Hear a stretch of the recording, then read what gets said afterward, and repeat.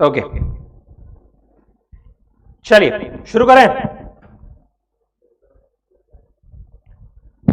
Good morning, कैसे हैं सब? ऑनलाइन गाइस क्विकली कंफर्म करेंगे, आवाज स्क्रीन सब ठीक है? I think screen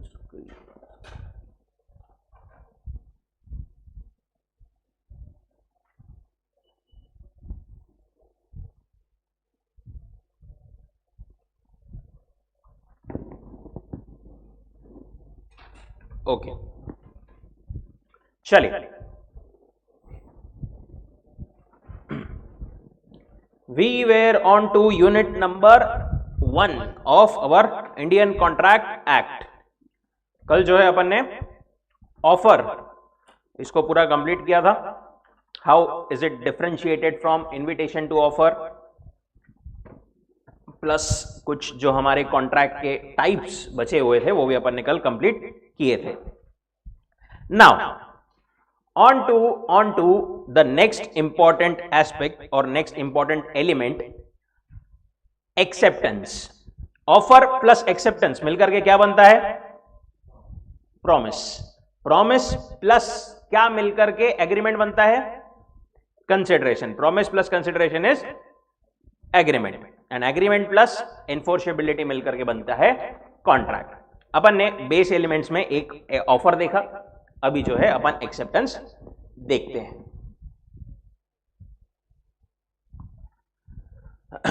okay, definition of acceptance. सबसे पहले एक्सेप्टेंस मतलब क्या है? एक्सेप्टेंस मतलब भाई किसी ने अपने को ऑफर दिया, अपन ने एक्सेप्ट कर लिया, ये अपने को लेमन टर्म्स में पता है। डेफिनेशन में देखा तो सेक्शन 2B क्या बोलता है? Term acceptance as when the person to whom the proposal is made signifies his assent thereto, proposal is said to be accepted। The proposal when accepted becomes a promise। Again यहां पर भी 4 elements. एक person ने किसी दूसरे person को क्या किया है? अपनी असेंट दी है। अपनी क्या की है? असेंट दी है। जो उसने ऑफर दिया था उसके रिगार्डिंग उसने क्या किया है? असेंट दिया है। Then that proposal is said to be accepted और that offer is said to be accepted. Offer एक बार एक्सेप्ट हो गया तो इट बिकम्स अ प्रॉमिस। ये अपन ने देखा था। देन एक्सेप्टेंस का अपन ने क्या मतलब होता है वो गन पाउडर और उससे कंपेयर करके उन्होंने वो भी बताया था।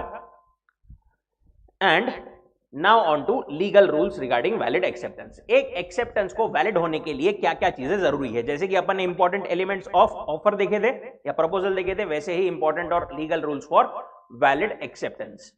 सबसे पहला, acceptance can be given only by the person to whom offer is made. मैंने जिसको ऑफर दिया है सिर्फ वो ही पर्सन जो है एक्सेप्टेंस दे सकता है, उसके अलावा और कोई पर्सन जो है एक्सेप्टेंस नहीं दे सकता। Right? Specially when it's an specific और special offer. In case of specific offer it can be accepted only by the person to whom it is made. पर अगर जनरल ऑफर है, सबके लिए है, तो फिर उस केस में जो भी वो ऑफर की कंडीशन सेटिस्फाई करेगा कोई भी एक्सेप्ट कर सकता है। Right? but specific offer only can be accepted by that specific or special person। यही डिसाइड हुआ था बोल्टन वर्सेस जोन्स केस में। इस केस में क्या हुआ था? बेसिकली बोल्टन एक, चलो अच्छा अपन इसके लिए लेते हैं ए और बी। ए ने क्या किया था? बी का पूरा बिजनेस नहीं किया, खरीद लिया था। ओके, उसका बिजनेस नाम वाम एक्सेट्रा। अब एक थे मिस्टर सी। मिस्टर सी को मिस्टर बी से नहीं गया, पैसे लेने के थे। उन्होंने क्या सोचा? बोले मैं बी को नहीं गया, बी के बिजनेस को ऑर्डर प्लेस कर देता हूं, वो गुड्स दे देगा, मैं उसके अगेन सेट ऑफ कर लूंगा मेरी डेट। अब इसने वो बिजनेस के नाम पर परचेज ऑर्डर निकाला। उसको ये पता नहीं था कि वो बिजनेस जो है वो ए ने टेक ओवर कर लिया है। अब वो परचेज ऑर्डर भेजा उसने बी को, बट मिला किसको? ए को। ए ने देखा वो परचेज ऑर्डर और वो परचेज ऑर्डर को फुलफिल कर दिया। वो गया सी के पास में पैसे मांगने के लिए, बोले मैंने गुड्स बेचे थे उसके पैसे। सी बोला यहां पर मैंने बी को बेसिकली उसको समझ करके जो है वो ऑफर दिया था, तो उसी का एक्सेप्टेंस रहेगा, मैं उसी के अगेंस्ट डेट सेट ऑफ करने के लिए लायबल था, पर मैं तेको जो है इसलिए अभी पेमेंट नहीं करूंगा। दोनों कोर्ट में गए, कोर्ट में भी ये डिसाइड हुआ कि यहां पर ए ने भले ही बिजनेस खरीदा था, बट सी ने ऑफर किसको दिया था? वो इन इफेक्ट बी को। राइट? तो यहां पर ये ऑफर जो ए ने एक्सेप्ट किया था वो वैलिड नहीं है। पहले मे बी ए ने सी को बोलना था कि भाई ये बिजनेस मैंने खरीद लिया है, अब एक्चुअल पर्सन बिजनेस के पीछे मैं हूं, ऐसा उसने बोलना जरूरी था, जो कि उसने नहीं बोला। Held that offer was not made to Bolton, जो अपने मिस्टर ए को, therefore there was no contract between Bolton and Jones. That is to say, ए और सी के बीच में एक्चुअली कोई कॉन्ट्रैक्ट ही नहीं हुआ, क्योंकि सी ने कोई ऑफर ही नहीं दिया था मिस्टर ए को, उसने बी को दिया था, जो कि ए ने एक्सेप्ट किया था। और अगर जनरल ऑफर की बात करें तो जनरल ऑफर के केस में it can be accepted by any person. ये अपन ने देखा था Carlill versus carbolic smoke ball वाले केस में कल। Then acceptance must be absolute and unqualified. Acceptance जो है absolute होना चाहिए, unqualified मतलब without any condition होना चाहिए। Specific, absolute and without any condition. Acceptance is valid only when it is absolute, unqualified and is also expressed in some usual and reasonable manner unless the proposal describes the manner in which it must be accepted. वो कोई तो भी एक reasonable और usual manner में basically जो है अपने को एक्सेप्टेंस देना होगा।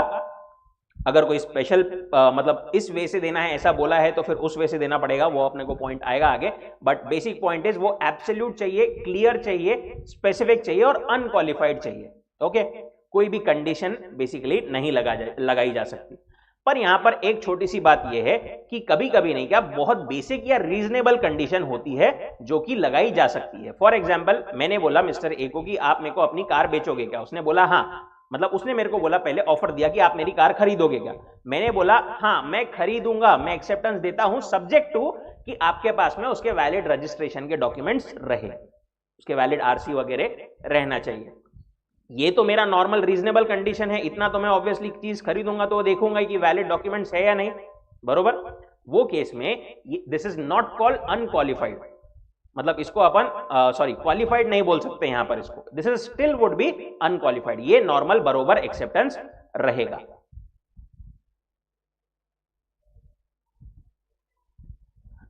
अभी ये एक केस लॉ था नियल वर्सेस मेरिट का। एम ने क्या किया था, offer to sell his land to N for pounds 280। N ने क्या बोला, एम ने ऑफर किया एन को कि भाई मेरा तू 280 पाउंड में जो है लैंड खरीदेगा क्या? एन ने क्या बोला, हाँ मैं खरीदूंगा। उसने साथ में एक जो है purporting to accept the offer but enclose a cheque for 80 pound only. He promise to pay the balance of 200 pounds by monthly instalments of pounds 50 each. उसने वहां पर जो है एक कंडीशन अपने साइड से लगा दी कि मैं इंस्टॉलमेंट्स में जो है पेमेंट करूंगा। Okay, so this is a conditional or qualified acceptance. It was held that N could not enforce his acceptance because it was not an unqualified one. That is, it was a qualified one or with the condition. Qualified मतलब with the condition, unqualified मतलब without the condition. Similarly, Union of India versus Bahulal AIR में भी यही decide हुआ था। A ने offer किया to sell his house to B 30 lakh में, B ने क्या बोला, I can pay 24 lakhs। अब यहां पर offer of A is rejected by B as the acceptance is not unqualified. यहां पर सामने वाले ने क्या बोला, मैं आपका घर 30 नहीं 24 लाख में खरीदूंगा। तो this is not a absolute acceptance, this is not a unqualified acceptance. यहां पर उसने क्वालिफाई कर दिया, दैट इज अलग, कुछ तो भी कंडीशन लगा दी। पर यहां पर क्या हुआ, B however changes his mind and prepared to pay ₹30 lakh. This is also treated as counter offer and it's up to A whether or to accept it or not। देखो वो क्या बोल रहे हैं, पहले A ने B को ऑफर दिया 30 लाख का,